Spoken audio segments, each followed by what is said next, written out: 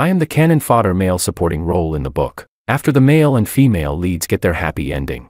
I also successfully win over my beloved and marry the devoted second female lead, Willow. But what I never expected was, 7 years later, the relationship between the main couple fell apart. The male lead, Makoto, left in anger. From that point on, my wife suddenly began dressing up frequently and practicing yoga. 1 month later, Willow went shopping with her friend. And when she came back, her stockings were gone. 3 months later, my son stole my tender document and gave it to Makoto. Half a year of my hard work went down the drain. At that moment, I decided to call the police. Chapter 1. Willow shot me an annoyed look as I escorted the 2 police officers out. Before leaving, the officers were still reminding us, keep an eye on your child. Not everything can be taken casually. Something as important as a tender document, involving such a large amount, if anyone else had taken it, or if it belonged to someone else, it would constitute economic crime. Jack was terrified, his little face pale. As soon as the officers left, he burst into loud tears. My mother-in-law, who had moved into our home to recover from an illness, was also furious. She cried as she scolded, back then, your father and I already opposed you marrying him. Just look at the kind of men you married. Other than Jack, it's just me in this house. Who exactly is he trying to have arrested? Your mother or his own son? Divorce. You must divorce him. If you don't, I'll cut ties with you. Mom. Willow sounded both aggrieved and powerless. At that moment, the sound of someone entering the password came from outside the door. The door opened, and Makoto hurried in as if he owned the place. He frowned and asked, what's going on? Auntie called me saying the police came. Willow, what happened? It's all because of him. My mother-in-law snapped viciously, pointing at me. George insisted that someone in the house stole his tender document and gave it to you. Without a word, he called the police. He almost got Jack taken away. Don't you think he's lost his mind? Willow pressed her lips together and said, Mom, that's enough. Take Jack upstairs first. Though still fuming, my mother-in-law carried the sobbing Jack upstairs, muttering curses under her breath. The bewildered Makoto finally seemed to understand what was going on. He looked at me with a half-amused, half-irritated expression and said, a tender document? You think the reason I beat you is because I stole a look at your tender document? George, believe it or not, I've never even opened that document. George, are you really such a sore loser? If you've got a problem, come at me. Taking it out on your wife and child, what kind of man does that make you? It was as if those words struck a chord deep in Willow's heart. She looked at me with disappointment and said, George, do you really think Makoto won just because his bid was lower than yours? Chapter 2. Yesterday was the bidding meeting. Makoto and I were competitors. He won. I lost. If you lose, you accept it. That's only fair. But the price Makoto submitted was too precise. That number made everyone on my team immediately suspicious. Did someone leak the price? I reassured them, saying it was impossible, just a coincidence. But the moment I got home, I started checking the surveillance footage. My study doesn't have a password, but Willow and I have always maintained proper boundaries. I never touch her personal belongings casually. Likewise, she would never intrude into my private space. Under that kind of mutual understanding, Jack had also behaved well. But the footage showed that 3 days ago, Jack entered my study, took my tender document out for an hour, and then returned it. Yesterday was Makoto's celebration banquet. Willow, Jack, and Willow's mother all attended. I sat in the living room all night, without turning on the lights. Close to midnight, they came back. Jack had fallen asleep, and Willow was carrying him. My mother-in-law said, Makoto has it hard on his own, busy with his career and work, with no one by his side to care whether he's warm or cold. You two grew up together. After all, your bond is different. It's only right to check in on him more often. Happiness, sometimes you have to fight for it yourself. Willow had a smile on her face, her expression light and relaxed, as she gave a soft The living room lights were switched on. When they saw me, they were startled. My mother-in-law shot me a glare, let out a cold snort, and went upstairs. Willow pressed her lips together slightly, her voice cool as she said, Why aren't you resting yet? Go to bed early. I'll take Jack upstairs first. I didn't say a single word. I sat there from night until dawn, until they woke up, until they started having breakfast. Right in front of them, I dialed the police. Hello, I'd like to report a case. Someone stole my tender document. Chapter 3. Willow said, George, do you really think Makoto won just because his bid was lower than yours? No, of course I knew that wasn't the case. A single quote alone wouldn't decide a project of this scale. I shrugged and said, Then Willow, you tell me, how did Makoto's company, which hasn't even been established for half a year, manage to break through and beat everyone else? George, what the hell do you mean? Makoto couldn't hold it in anymore. His eyes burned with anger as he glared at me, but I didn't even spare him a glance. I looked straight at Willow and said calmly, "Do I really need to spell it out for you? Without your father's approval and support, how could he have won the bid? It was you. You went to President Liu and begged him for Makoto." Willow bit her lower lip tightly. Makoto's face was full of disbelief. He looked at Willow, shaking his head repeatedly. "What does he mean? Willow, what did you do? Why would you go beg him for me? Didn't I tell you I could handle this on my own? Why would you still do something like that?" Willow's eyes turned red, her voice slightly hoarse as she said, "Makoto, starting a business isn't as easy as you think. You need a breakthrough win. You need something that makes everyone notice you. Otherwise, you don't even qualify to enter the game. So Willow sacrificed me to give him that breakthrough win. As for my son, Jack, he was just an extra touch on top of it." I looked away and went upstairs. Jack was curled up under the blanket, still sobbing. The moment my mother-in-law saw me, she shouted, "Who told you to come in? Get out." I said, "I need 5 minutes." She snapped, "What are you going to do now? Haven't you made Jack suffer enough?" I replied expressionlessly, 5 minutes. I agreed to divorce Willow. My mother-in-law froze. She asked, "Are you serious?" I nodded, "I am." Her face was full of suspicion and disbelief. She looked at me, then at Jack. After struggling for a moment, she gritted her teeth, stood up, and walked out. I closed the door and sat down by Jack's bed. He had wrapped himself completely in the blanket. I didn't scold him. I simply asked, "Are you scared?" The only response I got was louder crying. I said, "Looks like you do know what fear feels like. Jack, remember this feeling. Don't make the same mistake again." Jack pulled down the blanket. His little face was flushed, tears streaming down as he said, "I've never stolen anything. I've never stolen from anyone." I asked, "Then why did you steal from me?" He stammered, "This is my home, and you're my dad." I nodded and let out a soft "oh," then said, "So what you're saying is, being your father just means I'm the unlucky one?" For a moment, Jack froze, confusion filling his eyes. I looked at him and said, word by word, "Jack, remember this, if one day you truly break the law, neither your mother nor Makoto will be able to help you. When you do something wrong, the only one who bears the responsibility is yourself." I stood up and pressed my hand lightly on his head. "Jack, as your father, this is the last lesson I'm teaching you." Chapter 4. The moment I opened the door, I saw my mother-in-law grabbing Willow and shouting, "Even after all this, you still don't want a divorce? How did I end up raising a daughter so blinded by love?" "Mom."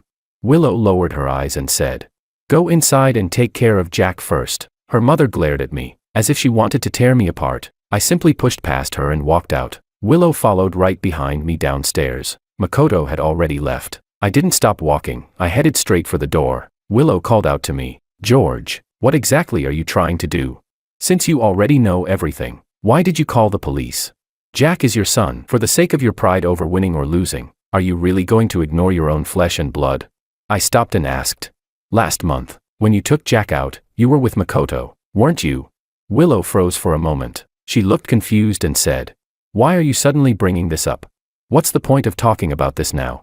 There was no point. I just wanted to tell her, "You probably forgot, when you left that day, you were wearing stockings. But when you came back, they were gone. And guess what? The day Makoto invited us to dinner, Jack found those stockings at his place first. He thought I didn't notice, so he secretly stuffed them into his pocket." Willow was clearly flustered, but she still tried to argue back. "What are you trying to say? Are you accusing me and Makoto?" "George, not everyone is as dirty as you think. I don't care about the two of you." I cut her off. "I just want to know, when a child not even 6 years old hides something like that, what kind of image does his mother have in his eyes?" Chapter 5. After leaving the house, I didn't go back to the company. Instead, I bought the earliest flight and headed to the capital. By dusk, I arrived at my destination. It was Sophia's driver who picked me up. There were all kinds of rumors outside, that Sophia was having an affair with her driver, Simon. People said her marriage with Makoto had fallen apart because of this, but I didn't believe it. I had known Simon before. He was the kind of person who was so upright that he came off as blunt and uncompromising. People around him often said he lacked emotional intelligence and didn't understand social niceties. A friend of his was being cheated on. Everyone knew, but no one was willing to say anything. People even advised Simon not to meddle in someone else's business, but he insisted on speaking up. Sure enough, afterward, that friend cut ties with him, blaming him for ruining a relationship that had lasted several years. But Simon said, "The reason I told him is because, as his friend, it was the right thing to do. If he resents me for it, that just means he's not worthy of being my friend. That's his loss, not mine." A person like that understands right and wrong, and also the cost of his choices. When I got out of the car, Simon reminded me. President Kim is not in a good mood. She probably won't give you much time. I nodded and thanked him. After pausing to think for 2 seconds, I handed the proposal in my hand to the secretary behind me. Sophia Kim was sitting not far away, resting her chin on one hand, her expression cool and distant. When she saw me, she blinked and said, "George, long time no see. I was quite surprised when I got your call. What's wrong? Did Makoto latch onto you again?" The certainty and sarcasm in her tone were completely undisguised. Back then, both she and Willow had a crush on Makoto. Makoto chose her. Now that their relationship had fallen apart, he turned back to Willow again. What a tangled mess of emotions. And with me, Willow's husband, added into the mix, it was practically a battlefield. So I nodded and said bluntly, "Yes, Makoto took the project I had. So I'd like to ask, President Kim, can I get a share of the International Trade Corridor project?" The ICE project Makoto had successfully bid for was in direct competition with the International Trade Corridor. He chose ICE to declare war on Sophia Kim. He wanted to show her that even if he didn't stay in the Kim group, as long as he wanted to, he could still build something successful. And Sophia clearly knew this. There wasn't a trace of surprise on her face. She said frankly, "Anyone can take on a project. Why should I give it to you?" I nodded in agreement. Shrugging, I said, "But my wife helped your husband. Shouldn't you return the favor and help me out?" Sophia froze for a moment. The next second, she laughed out loud. "George, you're interesting. How come I never realized you were this interesting before?" Willow, Makoto, Sophia, and I, we were all high school classmates. Back then, Sophia only had eyes for Makoto. She didn't notice anyone else. Later, to be with her, Makoto agreed to her father's conditions, signed that almost harsh prenuptial agreement, and naturally entered the Kim group. To outsiders, it looked like he had risen to the top in one step, marrying the Kim family's daughter and soaring from then on. But only we knew the truth. He called it joining the company, but in reality, it was no different from marrying into the family. His once sharp edge was gradually worn down. The brilliance that once made Sophia look up to him slowly turned into cautious compliance under the rules of the Kim family and the pressure of her father. And so, the once high-spirited, gifted man in Sophia's eyes eventually faded into mediocrity. She began to see him as weak, as ordinary, as no longer shining the way he once did. Even the way she looked at him gradually carried a hint of undisguised contempt. So she found the fitness trainer interesting, the bartender at the bar interesting, even her daughter's swimming coach interesting. As she spoke,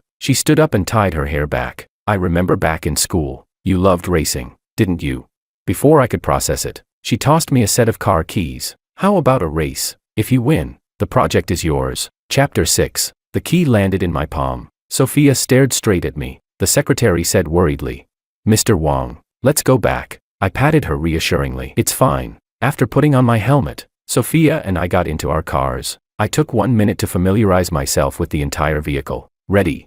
I nodded. The engines roared at the same time. The two cars shot forward like arrows released from a bow. The intense force slammed me back into the seat. The scenery outside the window instantly stretched into blurred streaks of color. I pulled far ahead. At the end of the first straight, I held the inside line, keeping Sophia half a car length behind me the whole time. The roar of the engine exploded in my ears. That long-lost thrill surged up my spine like electricity, as if every drop of blood in my body had been ignited. Before entering the corner, I jerked the steering wheel sharply. The car hugged the inside line almost perfectly, the tires letting out a sharp screech. Out of the turn, accelerate. Everything was flawless. I clung tightly to the curve of the track, but at the very moment I exited the corner, Sophia's car surged up with a tricky angle. Her outer tires scraped against the guardrail, sparks bursting into the night with a harsh grinding sound. She overtook me. I stayed right on her tail, but she blocked off every possible chance to pass. The final corner, this was my last opportunity. Just before entering the turn,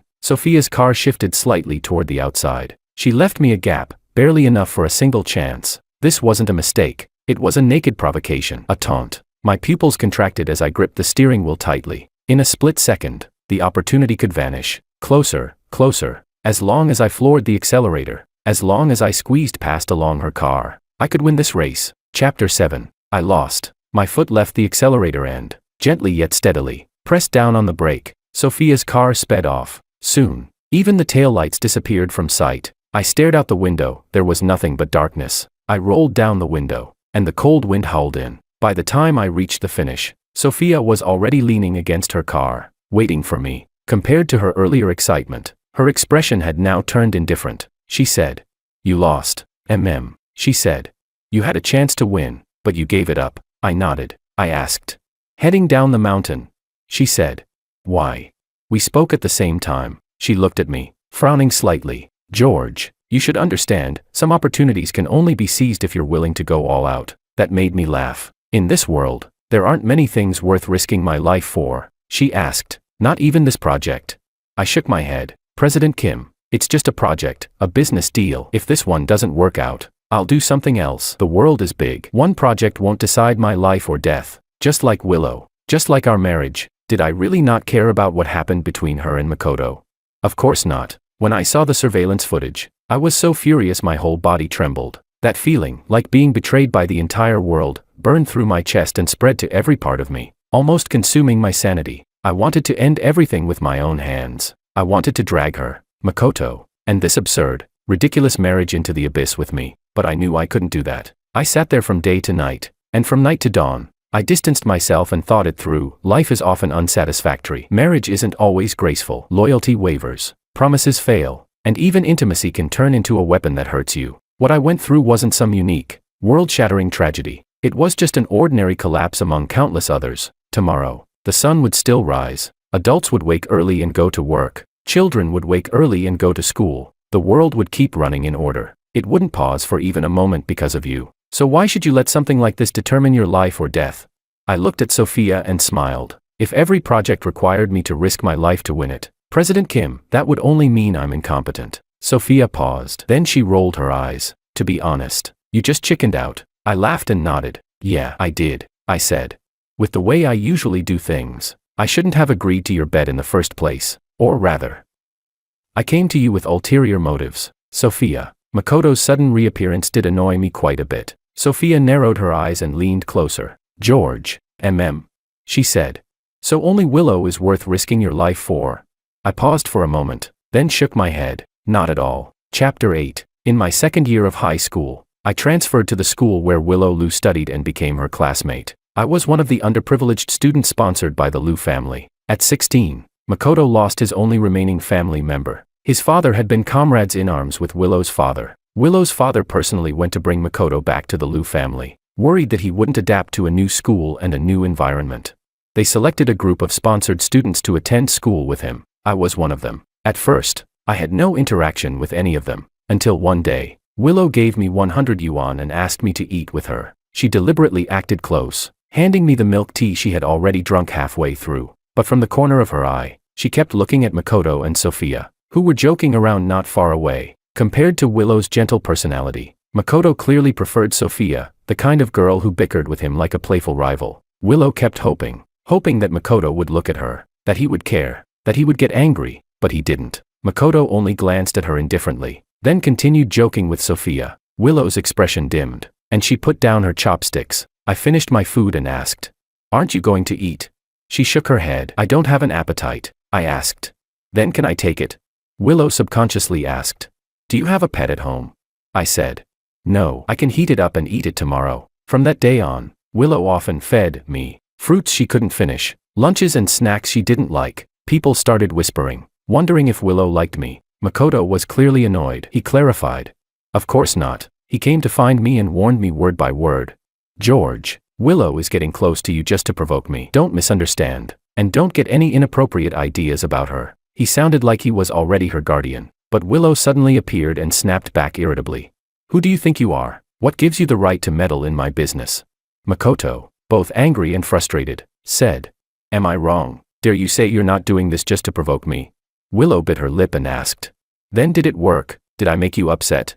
Makoto avoided her gaze. He sighed and said, "Willow, I only see you as a younger sister. I just hope you won't make the wrong choices just to provoke me." At that moment, the light in Willow's eyes dimmed, the corners of her eyes slowly turning red, but I pulled her into my arms and stepped forward, casually digging at my ear as I said, "Makoto, what if it's not that she got close to me to provoke you, but that I got close to her because I have feelings for her? Either way, it doesn't matter to me. As long as she needs me, I'll be by her side." Makoto hadn't expected me to say that. Furious, he turned and left. I let go of Willow and said calmly, "Aren't you going after him?" Willow shook her head. "Let's go eat." Chapter 9. George. A sudden shout rang out. Sophia tilted her head, looking past me, her expression unreadable. I turned around. Willow had already rushed over. She forcefully pushed Sophia and snapped angrily. What are you two doing? I frowned and raised my hand to stop her. Why are you here? She bit her lip, looking at me, her hands clenched tightly. That's what I should be asking you. Makoto said you came to see Sophia. I didn't believe him. George, what exactly are you trying to do? George. Another furious roar. Now everyone was here. Makoto gritted his teeth, pointing at Sophia and me. What exactly did you two do? I felt speechless. This kind of entanglement was pointless. I turned and walked toward the car, but Willow blocked my path. Her face flushed as she demanded again. You haven't answered me yet. I had no patience left to waste on her. I moved around her, ready to leave, but she refused to let it go, grabbing my sleeve and not letting go. George, explain yourself. I completely lost my patience. I grabbed her wrist, trying to pull her away. She said with a pained, aggrieved tone, "You're hurting me." The next second, Makoto suddenly stepped forward, shielding her. Didn't you hear? You're hurting her. Is this how you usually treat your wife? I looked at him, my tone calm to the point of coldness, but the words came out like bullets fired from a gun. Word by word, I said, "To hell with the wife. To hell with that pair of bastards." Makoto instantly flew into a rage and threw a punch at me, but in the very next second, slap, Sophia struck Makoto across the face. The air fell deathly silent. Startled, Willow almost instinctively raised her hand to touch Makoto's face and asked anxiously, "Makoto, are you okay?" Makoto shook his head, but his expression turned extremely grim. It was as if that slap had shattered his composure. Gritting his teeth, he looked at me and said, "George, if you've got something against me, come at me. Why drag Sophia into this? Are you trying to get back at me, or humiliate me? Why use such despicable tactics? You want Sophia. Fine, she's yours." George. Makoto. Two sharp warnings, Willow with reddened eyes, and Sophia with a cold expression, but Makoto laughed. He asked Sophia, "What, already can't wait?" Willow choked up. Makoto, stop. George, let's go home. You're not going anywhere. Sophia blocked my path. Willow bit her lip and said, "He's my husband." Sophia rolled her eyes and replied, "Oh really? Then the one who was protecting you just now was my husband." The two stood in fierce opposition, like drawn swords clashing. Makoto's face darkened. "Sophia, don't project your filthy thoughts onto us. I'm not like you. Willow and I are just ordinary friends." "No, wait, ugh, forget it. That's why I say this is ridiculous." I pinched the bridge of my nose and said, "Enough. Aren't you embarrassed? Do you think you're in some idle drama? Willow, you know what you're doing, and I know what you're doing. There's no need to pretend in front of me." Makoto, that applies to you too. Chapter 10. In the end, I secured the International Trade Corridor project. Just as I was about to board the plane, Sophia's secretary called. "President Kim would like to invite you to the company tomorrow at 10 a.m. for a detailed discussion." I didn't know what made Sophia change her mind, and I didn't care. I immediately had my team fly over overnight. After a full day of detailed discussions the next day, 3 days of revising the proposal, we signed the contract 5 days later. When leaving, Sophia and I were on the same flight. She said she was going to visit her daughter. She asked me, "How old is your son?" "Almost 6. Is he well behaved?"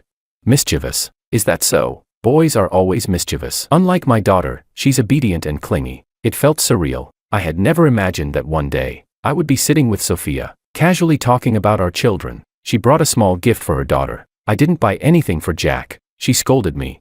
"That won't do. Kids need surprises. If you bring nothing, he won't even look forward to you coming home." I nodded indifferently, but after getting off the plane, I still turned into a gift shop and bought a toy. Yesterday, Jack called me. After the call connected, he refused to speak. "Jack, if you don't say anything, I'm hanging up." Suddenly, he started crying. At first, it was soft, broken sobs. Then it grew louder and louder. Crying, he asked, "Are you abandoning me?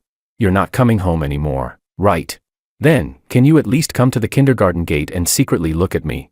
To say I didn't care would be a lie. Over the years, I had owed Jack a lot. His birth had been an accident. Back then, my career had just started. It was the busiest time. Originally, Willow and I had agreed to wait 2 more years before having a child, but she poked holes in the protection and only told me after she got pregnant. She said it was her mother's idea, that if my business succeeded, I might change my feelings. So she resorted to this, but since she was already pregnant, although I felt helpless, there was still a sense of joy at becoming a father. After all, he was my child, my own flesh and blood. After becoming pregnant, Willow's temper worsened significantly. Even though I hired 2 nannies and agreed to let her mother move in to take care of her, And even though I took meticulous care of her whenever I returned home, Willow still lost her temper constantly. From small things like the food not suiting her taste, to bigger things like me coming home 10 minutes late, anything could trigger her breakdown. I was already overwhelmed juggling work and family, but she would call me again and again, making up all sorts of reasons for me to come home immediately. If I didn't stay with her, she accused me of not loving her, of not caring about the child.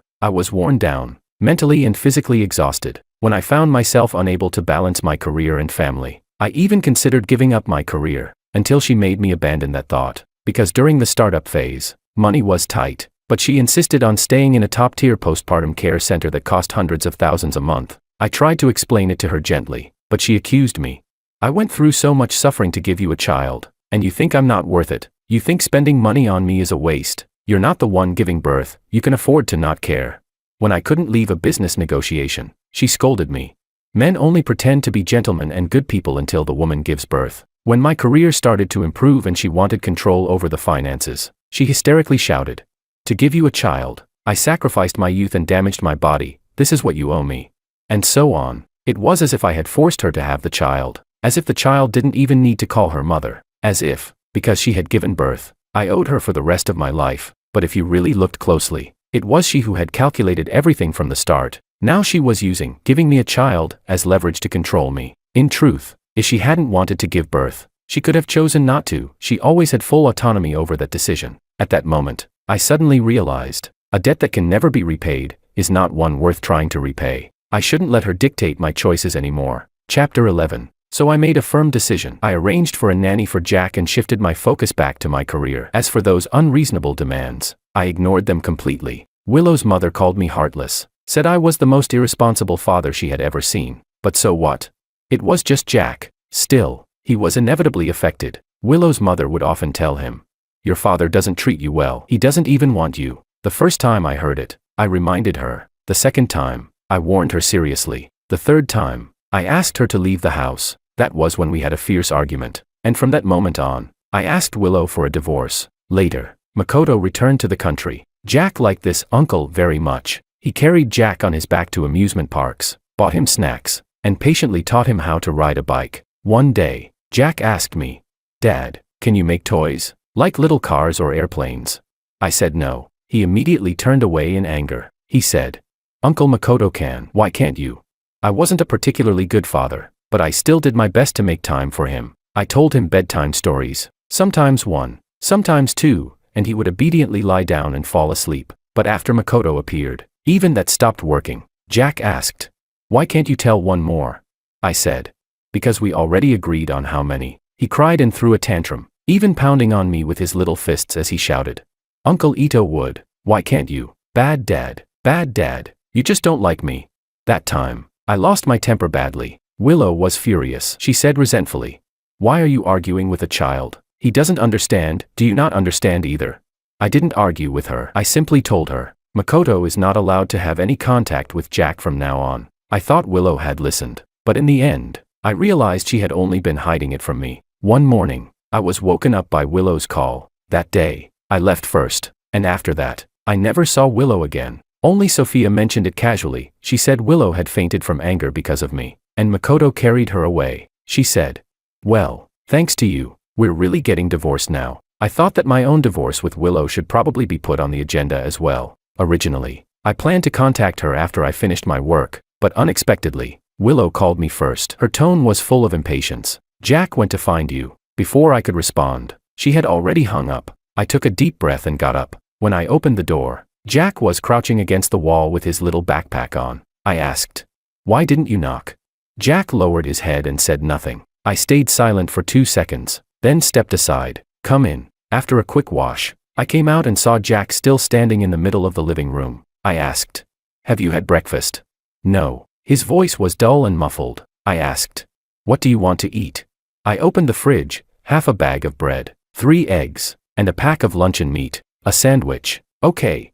Jack nodded. I said, "Put your bag down and wait at the table." I wasn't good at cooking, but making a quick breakfast should be easy enough. Soon, I brought out 2 sandwiches. I had mineral water, and I gave him a bottle of milk. Jack kept his head down as he ate. After just a few bites, tears began to drip down. He looked pitiful. I reached out, trying to take the sandwich from his hand. He held onto it tightly. I'm eating it. I softened my tone. Swallow what's in your mouth before you cry. Cry after that. Then keep eating. Jack looked at me, lips trembling, and suddenly burst into loud sobs. Through his tears, he said, "Dad, you've never made breakfast for me before," I said. "I've never made breakfast for myself either," Jack asked with teary eyes. "Why?" I replied. "Because what I make tastes bad. So when I want to eat, I usually just order takeout." Jack froze, looking confused. I pointed at the food on the plate and asked, "Still eating? If not, I'll throw it away. It tastes awful." I tossed my own portion into the trash first. Even I didn't understand how I could make something so simple taste this bad. I said, "I want dumplings." Jack blinked. "I want dumplings too." We reached an agreement instantly. I dumped his portion into the trash as well. I said, "Grab your backpack. We're heading out." Chapter 12. After breakfast, I took Jack with me to the company. While I was in the middle of a conference call, he pushed the door open. His little face flushed red. He opened his palm, revealing a lollipop inside. He said, "The tall uncle with glasses gave it to me." He was talking about David from the marketing department. When we entered the company earlier, we happened to run into him at the door. He smiled and exchanged a few pleasantries, mentioning that his wife had less than 2 months left before giving birth. So I nodded and said, "Go ahead and eat it." Jack sat on the sofa, swinging his legs. Less than half a minute later, he ran over and asked me, "Dad, that uncle's wife is pregnant." I typed as I replied, "Yeah, what about it?" He said, "If his wife is pregnant, why doesn't he go home and stay with his family?" My hands paused on the keyboard. Because he still needs to work and make money. He looked confused. Is work more important than family? I looked at Jack. I remembered what David had said last time. Once this project is done, I'll get a generous commission and a year-end bonus. Then I can finally go home without worries and stay with my wife for the birth. But later, the bid failed. Even if follow-up projects came in, they would still require time and energy. I had told him, "It's fine. Go back first. I'll keep paying your salary." But he said, "No, President Wang, honestly, I'm anxious. There's the baby to deliver and raise, so many expenses, and who knows what else will come later. Right now, the most important thing for me is to earn money. I need to personally follow this project to feel at ease. Yes, prenatal checkups, nutrition, hospitalization, delivery, a maternity nanny, baby supplies, and later formula, diapers, early education, childcare, all of it costs money. At a time like this, if the man stops working to stay home, and something unexpected happens, there won't even be anyone left to hold things together. How could adults live in a world where they ignore pros and cons and only follow emotions?" I explained all this to Jack in the simplest way I could. He nodded thoughtfully, though who knew what he was really thinking. What's the point of telling Jack all this? Willow's voice came from behind. I wasn't surprised by her appearance at all. I smiled and said, "Then who should I tell? You. Even now, you still haven't told Jack that my failure had very little to do with him. It was all because of you." I pressed a hand lightly on Jack's head. I said, "What he did, aside from disappointing me, has no real impact on me. You're different, Willow. You manipulated things behind the scenes and prearranged the outcome. Don't you think you owe an apology to everyone who worked hard for it?" Willow pressed her lips together, her face full of indignation. "George, you should understand better than anyone, business is like a battlefield. If someone wins, someone loses. Can you really say your success wasn't taken from someone else? Do you go around apologizing to every competitor?" I let out a cold laugh and said, "Survival of the fittest, that's the norm in business. But stabbing your husband in the back to benefit someone else, that's breaking the rules of the game." Willow froze. She said, "There's nothing between Makoto and me. Why won't you believe me?" I bent down and looked at Jack. "Why did you hide that stocking?" "George," Willow shouted, her face flushing red, "why are you bringing this up?"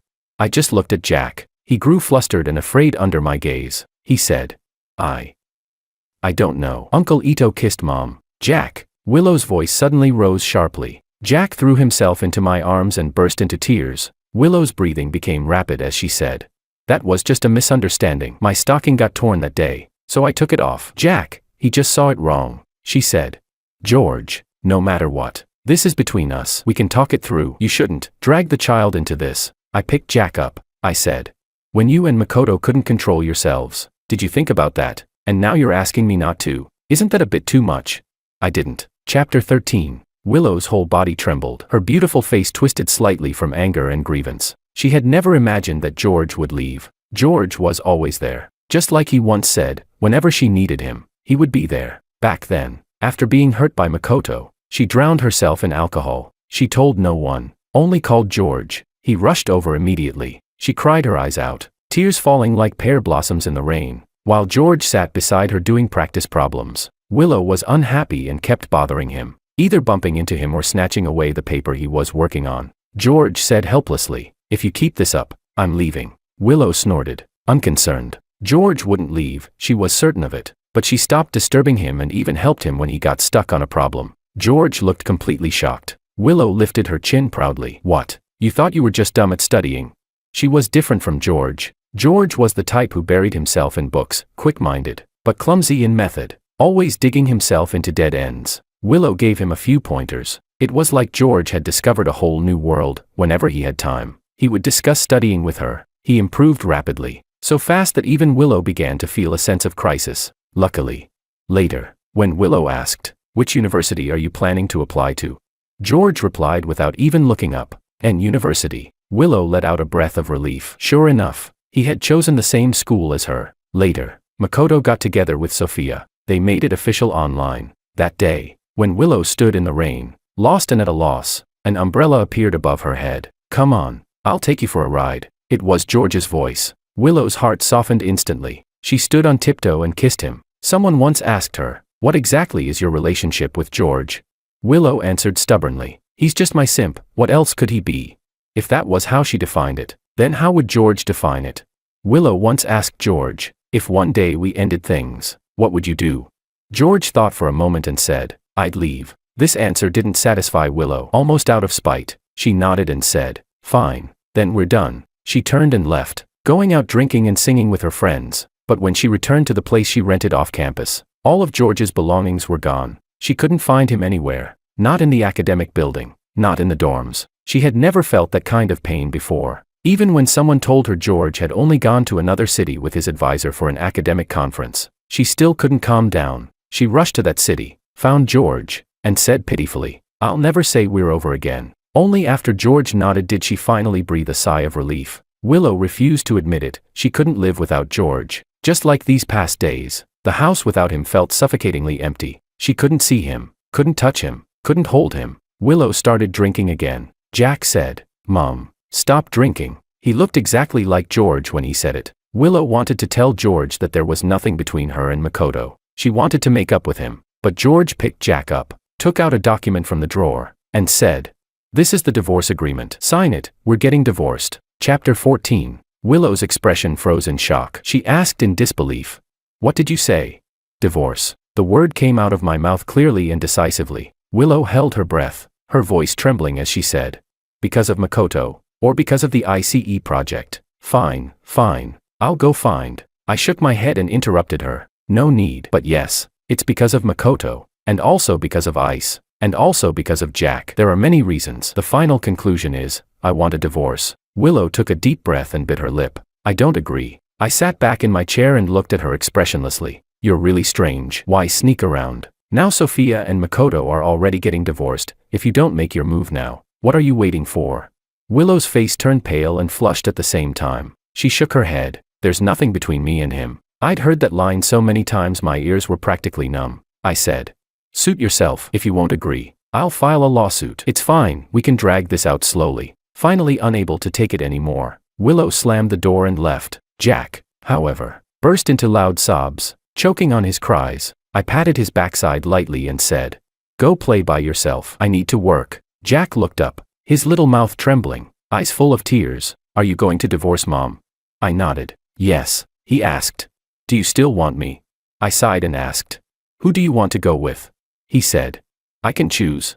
"Yes." Jack hesitated. He liked Willow very much. That was normal. Children usually feel closer to their mothers. Not to mention Willow treated him well. He wasn't even 6 years old. He couldn't fully understand why his parents' relationship had broken down, or what it would lead to. Just like he couldn't explain why, after seeing his mother kiss someone else, he hid the item she had left behind. So I asked him, "Jack, why did you give my contract to Makoto?" Jack's lips trembled, but no words came out. I asked, "Did you just want to give it to him? Did he ask you for it? Or did your mom say something?" A 5 or 6-year-old wouldn't do something like this on their own, unless influenced by someone else. Jack shook his head. He said, "Mom called and said that if she helped Uncle Ito, Dad would be angry if he lost. So I gave it to him. So mom wouldn't have to help him, and he wouldn't take mom away from me. I don't want mom and dad to separate, I asked. Why? If your mom and I separate, he could become your new dad. Don't you like Uncle Ito? He makes toys for you, carries you to watch fireworks. You were pretty happy, weren't you? Jack shook his head even more fiercely and glared at me. I already have my own dad. I sighed and patted his shoulder. If your mom and I divorce, who you choose to stay with doesn't matter. She'll always be your mom, and I'll always be your dad, Jack said in a muffled voice. But you said that was the last lesson you'd teach me, so that's what this was about. I didn't know whether to laugh or be annoyed, I said. That's because I really lost my cool back then. I'm just an ordinary person too. I get angry and say things I don't mean. That's another lesson Dad wants to teach you. Before Jack is the son of Willow and George, he is first an independent person. And George, before being Jack's father, is also first an independent person. Chapter 15. Makoto bailed on everything. The divorce with Sophia had left him overwhelmed. At first, he was the one who demanded the divorce, and Sophia refused. Now that Sophia had agreed, he started going back on his word, asking why. Why should he let her have her way? Why should Sophia Kim get away without paying any price? Why should he, after slaving away for the Kim family for so many years, just walk away like that? He even came to confront me, face flushed with anger, demanding to know if I had said something to Sophia. Otherwise, why would Sophia, who had clearly been hesitant about the divorce, make up her mind after meeting me? I didn't have the time or patience to deal with him. I asked bluntly, seriously, man, I don't get it. Your wife just likes doing yoga and getting her hair done. What's the big deal? Makoto's eyes widened. Through gritted teeth, he said, George, we're both men. Don't tell me you don't understand. I shrugged and smiled. Yeah, we're both men. Of course I understand. So what's the difference between what you have with Sophia and what you have with Willow? Makoto, don't act like a fool in front of me. When you see me, keep your head down and stay the hell away. Willow still refused to agree to the divorce. I had already instructed my lawyer to prepare the documents and filed the lawsuit. At Jack's request, his custody would go to me. Willow's mother strongly opposed this. Of course, not because of the child, she said. You must leave with nothing. You signed a prenuptial agreement. A prenuptial agreement? Since when did I sign that? Willow avoided our gazes. In that instant, I understood. Willow's mother quickly realized it too. She stared in shock. You lied to me. You lied to me just to marry him. That's right. Back when Willow, Lou and I got together, the Lou family had strongly opposed it, for reasons similar to Makoto and Sophia's situation. We weren't from the same social class. I was an orphan, a poor student sponsored by the Lou family. What right did I have to marry their daughter? At the time, I didn't know about the prenuptial agreement, but thinking about it now, even if I had known, I would have signed it anyway. For an ordinary person, achieving upward mobility is incredibly difficult. The Lou family was the only ladder I could grab onto. What they could offer me wasn't just their inherent value, but more importantly, the resources and connections that only their class possessed. So for the sake of all that, what did it matter if Willow treated me like a simp who was always on call? So it was never that she approached me just to make Makoto jealous, it was that I had ulterior motives and deliberately got close to her. Whether she liked me or not had never been part of my consideration. Now, I was already in the game. Willow was just a boost. I could continue maintaining a polite and distant marriage with her, but only on the premise that she didn't drag me into endless trouble. Too much trouble. Now, the trouble Willow brought me had already outweighed the advantages the Lou family gave me. I didn't mind cutting things cleanly and quickly. In the first trial, the divorce was not granted. That was within my expectations. That was also why I was in such a hurry to push for the hearing. I needed to move things along quickly. I wanted to get to the second trial as soon as possible. And as soon as the first trial ended, the ICE project blew up. Chapter 16. Makoto's mind was no longer on his career. The project manager he hired abused his position for personal gain, embezzled nearly 10 million, and fled. Makoto simply dropped everything and ran as well. He said, "This was forced onto me by you in the first place. Now I'm giving it back to you." I don't know how Willow originally made her promise to her father, but I figure she probably feels like she's just eaten a pile of crap right now. Makoto left, and he made a decision. Drag Sophia down with him. He wouldn't agree to the divorce. Sophia, however, didn't care at all. She said, "You made me realize something. You said that if a person is the same after 10 years as they were 10 years ago, that's not right. Time moves forward. People change, from immaturity to maturity. How could there be no change at all?" But Makoto hasn't changed. He was immature and irresponsible 10 years ago, and he's still the same now. I raised my hand and interrupted her. I said, "Let's talk about work." There was no point continuing the conversation. Maybe Makoto had his own issues, but Sophia cheating on him was also indefensible. The difference was, she was openly messy about it, unlike Willow, who hid things and refused to admit them. Between her and me, our business relationship was already the limit. There shouldn't, and wouldn't, be anything deeper. After returning from City A, Willow came to see me again. This time, it wasn't about personal matters. She said her father wanted to outsource ICE to me. I didn't give her a direct answer, just said I'd think about it. Then I turned around and called David and Simon. The next second, President Wong. No problem. ICE, we're taking it. Chapter 17. Jack was about to graduate from kindergarten. For his first graduation ceremony in life, the teacher asked if any parents would like to come and give a sharing session. I took the job. That day, Willow was there too. I walked slowly onto the stage, holding a special house in my hands. The walls were made of semi-transparent wax paper stretched over a wooden frame, faintly revealing the interwoven structure inside. This was a model I had spent 3 days making, with Jack's help. I said, "Hello everyone. I'm Jack's father. My job is to make houses grow from blueprints. Today, what I've brought is a house that hasn't put on its clothes yet. Look here, this is the foundation. It's buried at the very bottom. You can't see it, but it's very important. Just like the things deep inside each of you, what you believe in, what you like, what you want to become, those are things others may not easily see, but they are what allow you to stand firm for a lifetime." I slowly, unhurriedly took the house apart piece by piece, then put it back together again, from whole to broken, and back to whole again, just like a person's life. In childhood, it seems complete, but that's only an empty shell. It needs the person themselves, others, and society to add bricks and build it up, until, in the end, it becomes a complete structure. Amid loud applause, I finished my speech. Jack was already standing, his little face flushed red, his eyes shining so brightly that Willow could hardly contain herself. When I stepped down, he threw himself into my arms. "Dad, you're the best dad in the world." That day, Willow and I acted as if nothing had ever happened, accompanying Jack through a perfect day. That night, after saying goodbye to us, Willow didn't go home. She went to a bar and drank herself into a stupor. In the early morning, she called me. Her voice was weak and powerless. She asked, "Why? Jack made you so angry, you even called the police, yet you still forgave him. Why can't you give me, Willow, one more chance?"